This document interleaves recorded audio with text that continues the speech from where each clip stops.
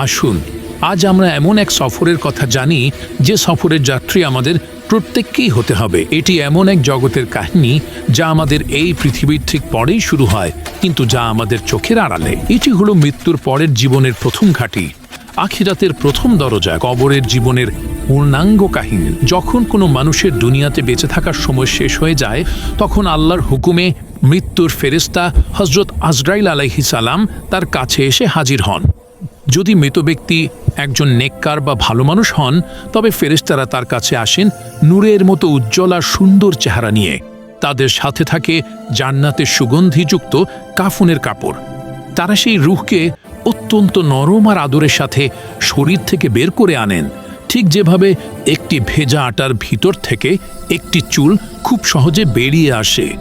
এরপর সেই পবিত্র রূহকে জান্নাতের সুগন্ধি কাফনে জড়িয়ে নেওয়া হয়, যেখান থেকে মেশক আম্বরের চেয়েও উত্তম সুগন্ধ বের হতে থাকে। এরপর ফেরেশতারা সেই রূহকে নিয়ে আসমানের দিকে উঠতে থাকেন। তারা যখন কোনো আসমানের ফেরেশতাদের পাশ দিয়ে যান, তখন ফেরেশতারা জিজ্ঞেস করেন, এই পবিত্র রূহটি কার? উত্তরে রূহকে নিয়ে যাওয়া ফেরেশতারা দুনিয়াতে তার সবচেয়ে সুন্দর নামে তার পরিচয় দেন। এভাবেই এক এক করে 7টি আসমানের দরজা তার জন্য খুলে দেওয়া হয় এবং সবশেষে তার রূহকে ইল্লিন নামক এক সম্মানিত জায়গায় রেখে দেওয়া হয়। কিন্তু মৃত ব্যক্তি যদি একজন বদকার বা পাপী মানুষ হয়, তবে ফেরেশতারা তার কাছে আসেন ভয়ঙ্কর এবং কালো চেহারা নিয়ে। তাদের সাথে থাকে জাহান্নামের দুর্গন্ধময় চট। তারা সেই পাপী রূহকে অত্যন্ত কষ্ট দিয়ে টেনে হিচড়ে শরীর থেকে বের করে আনেন, ঠিক যেভাবে একটি জীবন্ত ছাগলের চামড়া টেনে বের করা হয়। একবার ভেবে দেখেছেন কি ভয়ানক দৃশ্য? জীবন্ত ছাগলের শরীর থেকে চামড়া যখন টানা হয় কী রকম যন্ত্রণা হবে? ঠিক সেইভাবে ওই পাপীদের রূহ বের করা হবে। এতে শরীরের শিরা উপশিরাগুলো ছিঁড়ে যায়। এরপর সেই নাপাক রূহকে জাহান্নামের দুর্গন্ধময় চটে জড়ানো হয়, যেখান থেকে মরা পশুর চেয়েও জঘন্য দুর্গন্ধ বের হতে থাকে। ফেরেশতারা যখন সেই রূহকে নিয়ে আসমানের দিকে উঠতে থাকেন, তখন আসমানের দরজা তার জন্য বন্ধ করে দেওয়া হয়, তাকে ভেতরে ঢুকতে দেওয়া হয় না। এরপর তার রূহকে সিজ্জিন নামক এক অপমানজনক জায়গায় ছুঁড়ে ফেলা হয়। এরপর মৃত ব্যক্তির দেহকে যখন কবরে নামিয়ে রাখা হয় এবং তার আত্মীয় স্বজনরা তাকে মাফি দিয়ে চলে আসে, তখন এক ভয়ঙ্কর অধ্যায় শুরু হয়। মৃত ব্যক্তি কবরে শুয়ে থেকেও তার আপনজনদের পায়ের আওয়াজ শুনতে পায়। যখন কবরের কাছ থেকে শেষ ব্যক্তিটিও 40 কদম দূরে চলে যায়, তখন কবরের মাটি তাকে এমন জোরে দুই পাশ থেকে চাপ দেয় যে তার বুকের এক পাশের হাড় অন্য পাশের হাড়ের ভেতর ঢুকে যায়। এই চাপ থেকে কেউই রক্ষা পাবে না, সে যত বড় নেককারী হোক না কেন। এরপর শুরু হয় সেই আসল পরীক্ষা। কবরে সেই ভয়ঙ্কর মাটির চাপের পর হঠাৎ করে কবরের মাটি দুভাগ হয়ে যায় এবং আগমন ঘটে দুই ভয়ঙ্কর ফেরেশতার। তাদের নাম মুনকার এবং নাকির। হাদিসের বর্ণনা অনুযায়ী তাদের দেখতে অত্যন্ত ভয়ঙ্কর। তাদের গায়ের রং হবে নীল কালো, চোখগুলো হবে আগুনের গোলার মতো, আর তাদের কণ্ঠস্বর হবে বজ্রপাতের মতো ভয়ঙ্কর। তাদের হাতে থাকবে বিশাল এক লোহার হাতুড়ি। সেটি এত ভারী হবে যে দুনিয়ার সকল মানুষ মিলেও তা মাটি থেকে তুলতে পারবে না। তারা কবরের সেই লোকটাকে বসিয়ে দেবেন এবং এক ভয়ঙ্কর ধমকের সুরে জিজ্ঞেস করা শুরু করবেন। যদি মৃত ব্যক্তি একজন নেককার বা ইমানদার বান্দা হন, তবে তিনি এই ভয়ঙ্কর দৃশ্য দেখেও ভয় পাবেন না, কারণ আল্লাহ তার অন্তরকে শান্ত এবং দৃঢ় করে দেবেন।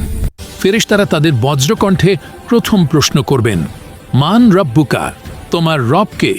ইমানদার বান্দা কোনো ভয় না পেয়ে অত্যন্ত শান্ত এবং দৃঢ় কণ্ঠে উত্তর দেবেন, রব্বি আল্লাহ, আমার রব আল্লাহ। এরপর তারা দ্বিতীয় প্রশ্ন করবেন, ওয়ামা দিনুকা, তোমার ধর্ম কি? তিনি উত্তর দেবেন, দিন আল ইসলাম, আমার দিন হলো ইসলাম।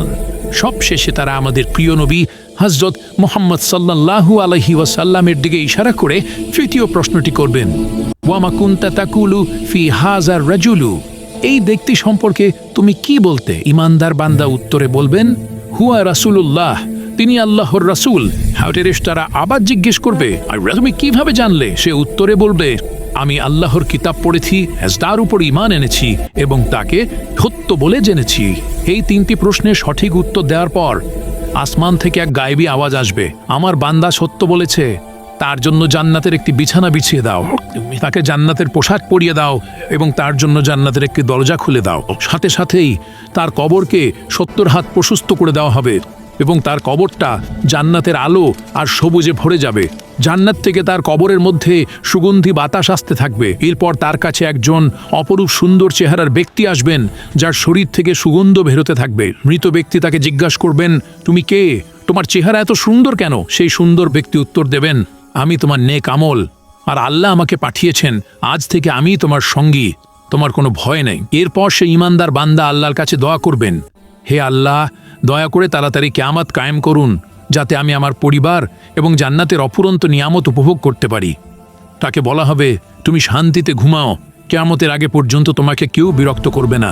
তোমার ঘুম ভাঙবে কিয়ামতের দিন।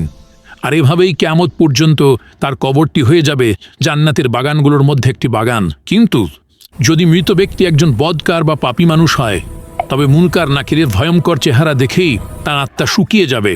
ভয়ে সে থরথর করে কাঁপতে থাকবে। ফেরেশতারা যখন তাকে বসিয়ে প্রথম প্রশ্ন করবেন, ঈমান রাব্বুকা, তোমার রবকে? ভয়ে আর আতঙ্কে তার মুখ দিয়ে কোনো কথা বের হবে না। সে তোতলানো গলায় বলবে, হা হা লা আদরি, হায় হায়, আমি তো কিছুই জানি না। তারা আবার দ্বিতীয় প্রশ্ন করবেন, ওয়া মা দিনুকা, তোমার দিন কি? সে আবারও একই লা আদরি। সবশেষে তারা নবীজিকে দেখিয়ে তৃতীয় প্রশ্নটি করবেন, এই ব্যক্তি সম্পর্কে তুমি কি বলতে? সে উত্তর দেবে, আমি তো কিছুই জানি না, মানুষ যা বলতো আমিও তাই বলতাম। তার এই উত্তরগুলো শোনার পর আসমান থেকে এক গায়েবী আওয়াজ আসবে, সে মিথ্যা বলেছে, তার জন্য জাহান্নামের একটি বিছানা বিছিয়ে দাও, তাকে জাহান্নামের পোশাক পরিয়ে দাও এবং তার জন্য জাহান্নামের একটি দরজা খুলে দাও। সাথে সাথেই জাহান্নামের ভয়ঙ্কর গরম এবং দুর্গন্ধময় বাতাস তার কবরে আসতে শুরু করবে। এরপর শুরু হবে কবরের আসল আজাব। তার কবরকে এমন জোরে দুপাশ থেকে চাপ দেওয়া হবে যে তার বুকের এক পাশের হাড় দিয়ে অন্য পাশের হাড়ের ভেতর ঝুঁকে যাবে। এরপর তার কাছে একজন কুৎসিত এবং ভয়ঙ্কর চেহারার ব্যক্তি আসবে, যার শরীর থেকে পচা লাশের মতো দুর্গন্ধ বের হতে থাকবে। মৃত ব্যক্তি তাকে জিজ্ঞাসা করবে, তুই কে? তোর চেহারা এত ভয়ঙ্কর কেন? সেই কুৎসিত ব্যক্তি উত্তর দেবে, আমি তোর বদ আমল, তোর খারাপ কাজ। এই কথা বলার পরেই সেই পাপী বান্দার উপর আযাব দেওয়ার জন্য আল্লাহর পক্ষ থেকে একজন বিশেষ ফেরেশতা নিয়োগ করা হবে। হাদিসে এসছে, এই ফেরেশতা হবেন অন্ধ, বধির এবং বোবা। তিনি অন্ধ হবেন যাতে পাপীর কষ্ট থেকে তার মায়া না হয়, তিনি বধির হবেন যাতে পাপীর চিৎকার তিনি শুনতে না পান, আর তিনি বোবা হবেন যাতে পাপীর সাথে কোনো কথা বলে তার শাস্তি কমাতে না পারেন। তার হাতে থাকবে লোহার এক বিশাল হাতুড়ি। সেটি এত ভারী হবে যে সেই হাতুড়ি দিয়ে যদি কোনো পাহাড়ের ওপর আঘাত করা হতো তবে সেই পাহাড়ও ধুলোয় মিশে যেত। সেই ফেরেশতা কোনো কথা না বলে সেই পাপী বান্দাকে ওই হাতুড়ি দিয়ে এমন জোরে আঘাত করতে থাকবেন যে তার চিৎকারে মানুষ ও জিন ছাড়া পৃথিবীর সকল সৃষ্টি, পশু পাখি, গাছপালা সবাই তা শুনতে পাবে এবং ভয়ে কেঁপে উঠবে। প্রতিবার আঘাতের পর সে মাটির সাথে মিশে যাবে আর তাকে আবার আগের অবস্থায় ফিরিয়ে আনা হবে শুধুমাত্র শাস্তি দেওয়ার জন্য। শুধু তাই নয়, তার কবরের ভেতর 99টি বিশাল বিশাল সাপ ছেড়ে দেওয়া হবে। সেই সাপগুলো এতটাই বিষাক্ত হবে যে তাদের একটি সাপও যদি পৃথিবীতে একবার নিঃশ্বাস ফেলতো তবে পৃথিবীর কোনো সবুজ ঘাসও আর জন্ম হতো না। সেই সাপগুলো কিয়ামত পর্যন্ত তাকে অবিরাম ধ্বংসন করতে থাকবে এবং তার শরীরকে ছিঁড়ে খুঁড়ে খেতে থাকবে। আর এভাবেই কিয়ামত পর্যন্ত তার কবরটি হয়ে যাবে জাহান্নামের অসংখ্য গর্তগুলোর মধ্যে একটি ভয়ঙ্কর গর্ত। এভাবেই মৃত্যুর পর কবরের জগতে মানুষ তাদের দুনিয়ার জীবনের প্রথম ফলাফল পেতে শুরু করবে। কারোর জন্য কবর হবে জান্নাতের বাগান, আর কারোর জন্য হবে জাহান্নামের গর্ত। কিন্তু কবরের এই শাস্তি বা শান্তি শেষ নয়। এরপর আসবে সেই মহাদিবস কিয়ামত এবং তারপর হাসরের মাঠ, মিজান ও পুলসিরাতের পরীক্ষা। যদি কবরের এই জীবনের কাহিনী আপনার হৃদয়কে স্পর্শ করে থাকে এবং আপনাকে আখিরাতের জন্য প্রস্তুত হতে সাহায্য করে, তাহলে ভিডিওটিতে একটি লাইক দিন এবং আপনার প্রিয়জনদের সাথে শেয়ার করে তাদেরও সতর্ক করুন। আমাদের চ্যানেলটি সাবস্ক্রাইব করে ইসলামের এমন আরও গুরুত্বপূর্ণ বিষয় সম্পর্কে জানতে আমাদের সাথেই থাকুন।